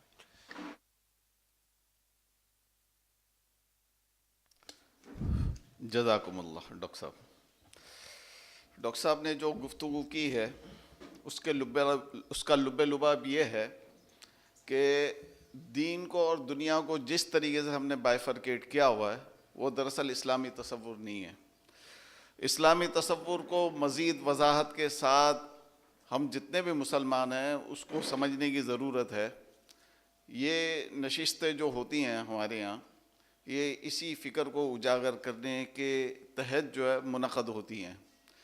نہ صرف یہ نشستیں بلکہ ہم تو ایک اور کوشش بھی کر رہے ہیں. القرآن کورسز نیٹ ورک پاکستان جو ہے ایک وہ ادارہ ہے جو کہ ہمارے یہاں کے جو دنیا دار حضرات ہیں جن کا جو ہے اس حوالے سے کوئی تعلق نہیں بنتا ہے کہ بھئی جو ہے ہر وقت وہ دین میں لگے رہتے ہوں, ان کو ہم شارٹ کورسز وغیرہ کرواتے ہیں. تو اس کا نقطۂ نگاہ اور منہج یہی ہوتا ہے کہ یہ حضرات جو ہے دین کو اس حد تک تو سمجھ لیں کہ ان کو دنیا داری اور دینداری کا فرق محسوس ہو. تو اس کے لیے ہم مختلف کورسز وغیرہ کرواتے رہتے ہیں. یہ تو اپنی جگہ پر ہے. بیسیکلی ہمارا یہ ادارہ جو ہے یہ لیڈیز میں کام کرتا ہے. اب یہ رمضان المبارک الحمدللہ دوبارہ قریب آ رہا ہے, اور آپ حضرات کے علم میں ہے کہ رمضان المبارک میں القرآن کورسز نیٹ ورک پاکستان کی سرگرمیاں اپنے عروج پر ہوتی ہیں ترجمہ و تفسیر قرآن کے حوالے سے. حضرت شیخ الہند مولانا محمود الحسن رحمۃ اللہ علیہ فرمایا کرتے تھے, مالٹا کی جیل میں وہ کئی سال بند رہے تھے. جس طریقے سے اس وقت جو مسلمانوں کے ساتھ ہوا تھا کہ ان کو جو ہے ایک جزیرے کی جیل میں بند کیا گیا, تو اس زمانے میں حضرت شیخ الہند رحمۃ اللہ علیہ نے ریشمی رومال کی جو تحریک چلائی تھی, تو اس کے نتیجے میں جو ہے حضرت کو جو ہے مالٹا کی جو ہے جیل میں بند کیا گیا تھا، عقوبت خانے میں بند کیا گیا تھا، وہاں انہوں نے مسلمانوں کے زوال کے حوالے سے غور و فکر کیا کہ آخر وہ کون سے ایسے اسباب ہیں جس کی وجہ سے مسلمان اس وقت جو ہے غیر مذلت کا شکار ہے اور عروج ان کو حاصل نہیں ہو رہا ہے. تو ان کی سمجھ میں دو ہی اسباب آئے، اور وہ دو اسباب تھے، نمبر ایک جو ہے قرآن کریم سے دوری، نمبر دو فرقہ واریت. اور حضرت فرماتے ہیں کہ قرآن کریم سے دوری بھی جو ہے وہ فرقہ واریت بھی جو مسلمانوں کے درمیان پیدا ہوئی ہے وہ بھی ثمرہ ہے قرآن کریم سے دوری کا. تو حضرت اس کے بعد انہوں نے ترجمہ اس وقت جو ہے قرآن کریم کا لکھنا شروع کیا، تفسیر لکھنی شروع کی، تقریباً 5 یا 6 پارے لکھے ہوں گے تو ان کا انتقال ہو گیا. لیکن یہ ایک اٹل فکر لے کر وہاں سے مالٹا کی جیل سے آئے تھے کہ مسلمانوں کو مجھے مجتمع کرنا ہے اس معاشرے کے اندر صرف ایک ہی عنوان کے تحت، اور وہ ہے قرآن کریم سے قربت. ہم اسی فلسفے کو مد نظر رکھتے ہوئے الحمدللہ ہر سال جو ہے پورے شہر کے اندر جو ہے ترجمہ و تفسیر قرآن کی کلاسز شروع کرتے ہیں پورے رمضان. ترتیب ہماری یہ ہوتی ہے کہ ہمارے جگہ جگہ سینٹرز بنتے ہیں، مرکزی کلاسز یہاں ہوتی ہے، یہی اسٹیج ہوتا ہے الحمدللہ. ہمارے اس مرکز کے اندر جو ہے تل دھرنے کی جگہ نہیں ہوتی ہے، خواتین پوری کی پوری بیٹھی ہوئی ہوتی ہیں یہاں، اور جگہ شارٹ ہوتی ہے. ہمارے دیگر مراکز بھی جو ہے کھچا کھچ بھرے ہوئے ہوتے ہیں الحمدللہ خواتین سے.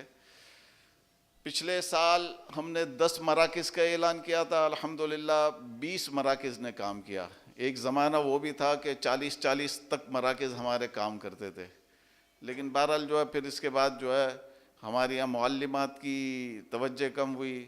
اصل میں خواتین میں بڑے مسائل ہیں کام کرنے کے حوالے سے. جب ان کی شادیاں لڑکیوں کی ہو جاتی ہیں نا تو پھر بڑے مسائل پیدا ہو جاتے ہیں. میں آپ کو بتاؤں گا، حیرت ہوگی آپ کو. ایک تو وہ اگر بہت پکا دیندار قسم کا آدمی ہے تو وہ بعض اوقات کہتا ہے کہ بھائی نہیں میں تو آپ کو نہیں نکلنے دوں گا یہاں سے. بعض اوقات وہ دنیا دار ہے تو وہ کہتا ہے یار اس کی ضرورت نہیں ہے، کون بس رہنے دو، بس اتنا کافی ہے. تو اس طریقے سے ہمارے مراکز جو ہے کبھی بڑھ جاتے ہیں کبھی کم ہو جاتے ہیں. پوری کوشش کرتے ہیں کہ ہمارے مراکز جو ہے زیادہ سے زیادہ ہوں.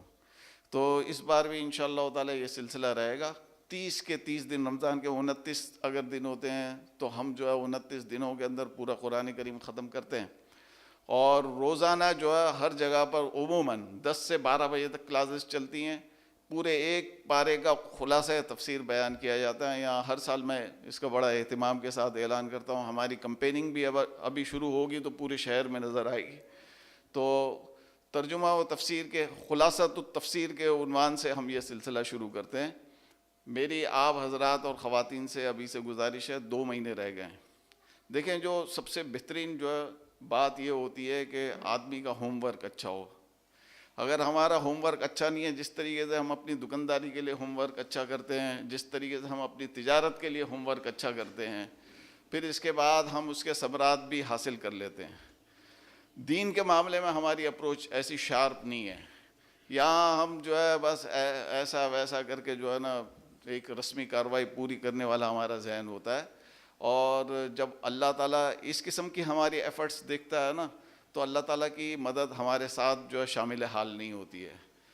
اللہ تعالیٰ کی مدد اسی وقت شامل حال ہوتی ہے جب ہم اپنے دنیاوی امور جس طریقے سے نمٹاتے ہیں، جس اہمیت کے ساتھ نمٹاتے ہیں اور ان کو جس اہتمام کے ساتھ کرتے ہیں، اسی اہتمام کے ساتھ اگر ہم اپنے یہ دینداری کے امور کو بھی سر انجام دیں تو اللہ تعالیٰ اس میں خود بخود جو ہے برکت پیدا کر دیتا ہے، لوگوں کے دلوں کے اندر ڈال دیتا ہے. یقین مانیں کہ ہم نے جب القرآن کورسز نیٹ ورک پاکستان کا آغاز کیا تھا اور ہم ٹارگیٹ کرتے تھے کہ یار بہادر آباد میں جو ہے زیادہ سے زیادہ کام کو بڑھانا ہے، اور ہماری اسٹیل ٹاؤن کی طرف توجہ بھی نہیں ہوتی، تو اسٹیل ٹاؤن سے ہمیں فون آتے تھے کہ یار آپ یہاں آ کر مرکز جو ہے یہاں آ کر قائم کریں. ہمیں پتہ بھی نہیں ہوتا تھا، ہمارے فرشتوں کو بھی علم نہیں. اسٹیل ٹاؤن کا حلقہ ہمارا جو ہے اتنا زبردست کام کر رہا ہوتا تھا، اور بہادر آباد کے حلقے کے اندر جو ہے میں ایک مثال دے رہا ہوں، یہ مثال کے ذریعے سمجھا رہا ہوں کہ یہاں جو ہے کام تھوڑا ہوتا تھا وہاں 10 گنا بڑا ہوا ہوتا تھا. اور اللہ تعالیٰ جو ہے ہم جو ہے کام کہیں کرنے کی کوشش کرتے تھے، اللہ تعالیٰ چوٹ کہیں اور لگاتا تھا. ہمیں پتہ نہیں ہوتا ہے کہ ہم جو ہے اللہ کے دین کا جو ہے کام کرنے کے لیے جا رہے ہیں اور اس کی سربلندی کے لیے کوشش کر رہے ہیں، تو اللہ تعالیٰ چوٹ کہاں لگا رہا ہے۔ ہمیں ضرورت اس بات کی ہے کہ ہم اپنی اپنی سطح پر اس حوالے سے ابھی سے دعوت شروع کریں، اور جو حضرت شیخ الہند نے جو فرمایا تھا نا کہ جو 2 اسباب، اس پر آپ غور و فکر کر لیں۔ اس وقت جو ہے ہمارے یہاں سب سے کم اگر سلسلے چل رہے ہیں تو درس قرآن و حدیث کے چل رہے ہیں، ہمارے یہاں جو ہے عمومی موضوعات پر بیانات چل رہے ہوتے ہیں، ہمارے یہاں جو ہے مساجد کے اندر واقعات تو بیان کیے جا رہے ہوتے ہیں صحابہ اکرام کے اور نبی کریم صلی اللہ علیہ وسلم کے اور دیگر، لیکن جو ہے سب سے بڑی جو کمی ہمارے یہاں مساجد کے اندر بھی اس وقت ہے نا، تحت اللفظ ترجمہ و تفسیر کا مسئلہ ہے، اور اس کے نتائج ہم دیکھ رہے ہیں۔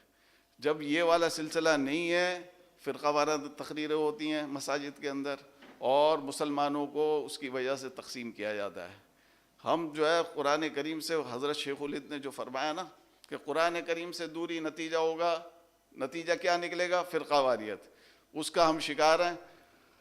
ہر مسجد جو ہے ایک فرقے کی ملکیت بن گئی ہے، اور جناب جو ہے ایک ایک فرقے کے اندر کئی فرقے بن گئے ہیں، یعنی کہ کوئی قریب آنے کی ہمارے یہاں کوئی کوشش ہو ہی نہیں رہی ہے۔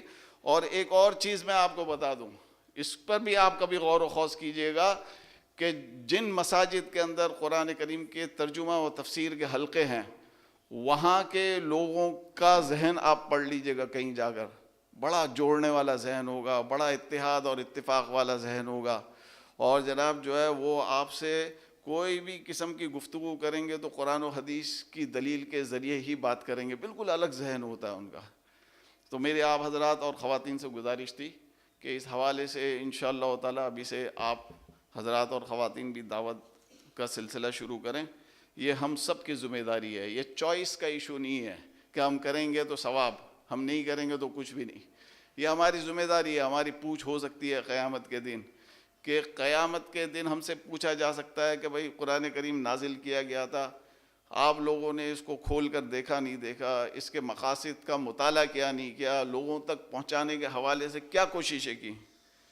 تو یہ میری گزارش تھی سب سے پہلی، اور دوسری گزارش یہ ہے کہ 14 اپریل کو انشاءاللہ تعالی اگلا درس قرآن و حدیث ہوگا۔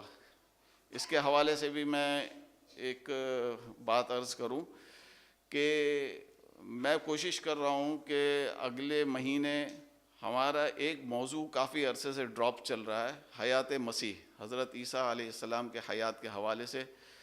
یہ ہمارے عقیدے کا مسئلہ ہے، مسلمانوں کے عقیدے کا مسئلہ ہے، اور اس میں جو ہے جس کو دیکھو وہ نقب لگا رہا ہے۔ خاص طور پر اس حوالے سے قادیانیوں نے بڑی زبردست نقب لگائی ہوئی ہے، اور تینوں الہامی مذاہب جو ہیں، اسلام، عیسائیت اور یہودیت، ان تینوں کے نقطہ ہائے نگاہ جو ہے اس حوالے سے مختلف ہیں، حضرت عیسیٰ علیہ السلام کی حیات کے حوالے سے۔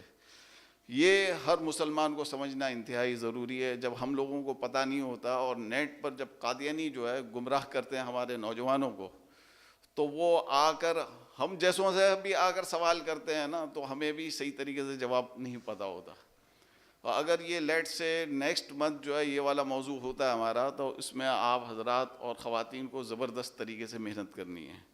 میں کوشش کروں گا، پچھلے مہینے بھی میں نے جو عالم دین جو اس حوالے سے اسپیشلسٹ کا درجہ رکھتے ہیں ان سے بات کی تھی، تو وہ کہنے لگے میرے دروس ہیں، میں نیکسٹ منتھ میں دیکھ لیتا ہوں۔ تو انشاءاللہ میں آج کل میں ان سے ٹرائی کر لوں گا، کیونکہ آج کا ہمارا موضوع ممکن تھا کہ جو 2 نشستوں کا ہو جاتا ہے، لیکن ابھی تک اسی لیے میں نے بات نہیں کی تھی ان سے۔ دیگر میری عرض یہ ہے کہ خواتین میں اصلاحی دروس کا سلسلہ یہاں جاری و ساری ہے۔ انشاءاللہ تعالی 21 مارچ جمعرات کے دن 3:30 بجے یہاں خواتین کے لیے درس قرآن و حدیث منعقد ہوگا۔ ماشاءاللہ میں آپ کو بتاؤں کہ اس درس قرآن و حدیث میں بھی خواتین اتنی زیادہ ہوتی ہیں کہ اب تو جو ہے دروازے پر کھڑی ہوئی ہوتی ہیں خواتین، فرشی نشست ہوتی ہے، پورا کا پورا بھر جاتا ہے، تل دھرنے کی جگہ نہیں ہوتی ہے۔ تو اس بار کا ہمارا موضوع ہے گناہ کے اثرات کہاں تک پہنچتے ہیں۔ اس موضوع پر درس قرآن و حدیث ہوگا۔ یہ ہر ماہ کے تیسری جمعرات کو یہاں منعقد ہوتا ہے، تو آپ خواتین سے گزارش ہے کہ اس کی دعوت چلائیں، اور مرد حضرات سے گزارش ہے کہ وہ اپنی خواتین میں اس حوالے سے متوجہ کریں اپنی خواتین کو۔ اور اس کے علاوہ جو ہے میری گزارش یہ ہے کہ ڈاکٹر عافیہ صدیقی کے لیے خصوصی دعا کرنی ہے، اللہ تعالیٰ ان کو رہائی نصیب کرے۔ عمران خان کی حکومت جب آئی تھی تو انہوں نے کچھ کوششیں کی تھی، اس کے بعد جو ہے یہ کوششیں جو ہے سرد پڑ گئی ہیں۔ اللہ تعالیٰ ان حضرات کو توفیق دے کہ ڈاکٹر عافیہ صدیقی کی رہائی کے لیے کچھ کریں۔ ہمیں بھی اس حوالے سے کوشش کرنی چاہیے، کچھ نہیں کر سکتے تو ہم دعا تو کر سکتے ہیں۔ جن حضرات و خواتین کو القرآن کورسز کے پروگراموں کے SMS ابھی تک نہیں ملتے، وہ اپنی رجسٹریشن یا کاؤنٹر پر کروا دیں، اپنے موبائل نمبرز وغیرہ لکھ دیں، تو انشاءاللہ تعالی ان کو ہمارے جتنے بھی پروگرام ہوتے ہیں اس کے SMS یا جو کچھ بھی سوشل میڈیا پر ایکٹیویٹی ہوتی ہے اس کے ذریعے آپ کو پتہ چل جائے۔ اور یہ آج کا جو درس قرآن و حدیث ہے نا، یہ فیس بک پر جو ہے براہ راست چل رہا تھا، اور اس کے بعد بھی آپ جو ہے اسے دوبارہ اگر سننا چاہیں تو سن سکتے ہیں۔ علاوہ ازیں یوٹیوب پر بھی انشاءاللہ تعالی یہ ریکارڈنگ جو ہو رہی ہے تو ایک دو دن میں ہم یوٹیوب پر بھی لگا دیں گے، تو یہ یعنی کہ رجسٹرڈ ہو گئے ہمارے درس قرآن و حدیث، اور سارے کے سارے پچھلے درس قرآن و حدیث آپ کو یوٹیوب پر بھی مل جائیں گے، اور فیس بک میں کچھ ملیں گے کچھ نہیں ملیں گے۔ میں ڈاکٹر صاحب سے گزارش کروں گا کہ دعا فرمائیں، اور شیخ الاسلام حضرت مفتی تقی عثمانی دامت برکاتہم کا آسان ترجمہ قرآن باہر اسٹال پر اویلیبل ہے، جو حضرات چاہیں تو وہ لے سکتے ہیں۔ جزاکم اللہ۔ ایک ہمارے جو جاننے والے ہیں محمود بھائی، تو وہ شدید بیمار چل رہے ہیں، ان کے لیے خاص دعا کرنی ہے کہ اللہ تعالیٰ ان کو صحت کاملہ عاجلہ مستمرہ نصیب فرمائے۔ الحمدللہ رب العالمین، سبحان اللہ والحمد للہ ولا الہ الا اللہ واللہ اکبر ولا حول ولا قوة الا باللہ العلی العظیم الاول والآخر والظاہر والباطن بیدہ الخیر یحیی ویمیت وہو علی کل شیء قدیر۔ اللہم صلی علی سیدنا و مولانا محمد عبدک و رسولک، اللہم صلی علی سیدنا و مولانا محمد عبدک و رسولک، اللہم صلی علی سیدنا و مولانا محمد عبدک و رسولک۔ یا اللہ ذی الجلال والاکرام، یا اللہ غفور الرحیم، دنیا اور آخرت کی یا اللہ تمام بھلائیاں، غفور، عافیت، مکمل کامیابی، فوز، فلاح اور نجات عطا فرما دے یا اللہ۔ یا اللہ ارحم الراحمین، یا اللہ سمیع الدعا، اپنے فضل اور اپنے کرم سے یا اللہ غفور الرحیم، یا اللہ جو سنا گیا اس پہ عمل کی توفیق عطا فرما دے یا اللہ۔ جو بیمار ہیں ان کو اللہ شفا کاملہ عاجلہ عطا فرما دے یا اللہ۔ محمود صاحب کو بھی اور دوسرے لوگوں کو بھی یا اللہ، یا اللہ ہمیں دینداری دنیا داری کا صحیح تصور عطا فرما دے یا اللہ۔